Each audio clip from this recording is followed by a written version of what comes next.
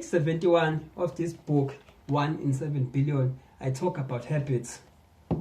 One thing ebalulekile about habits ukuthi ekuqaleni at first ithina esiwenzayo ama-habits, kepha ngokuhamba kwesikhathi iwona ama-habits agcine esenza thina esakha thina. So into ebalulekile ngama-habits yasho uJohn Maxwell, wathi uJohn Maxwell, you can only become what you are becoming. Lokho esho ukuthi ke into ozobe yona ukuhamba kwesikhathi, maybe in 10 years time, it's exactly lento le obecome yona right now. Lento le engibe yona njengamanje yona into engizobe yona eminyakeni ewu10 ezayo. So let's take an example. Uma umuntu ethi ufuna ukubeka imali njalo ngenyanga, let's say 1000 njalo ngenyanga, akudingeki ukuthi size sijule noma sihlakaniphe ukubona ukuthi lo muntu eminyakeni ewu10 ezayo uzobe lo muntu lesenemali eningi angenza noma yini afuna ukuyenza. So kuyathiwe the difference between successful people and unsuccessful people are the habits they keep.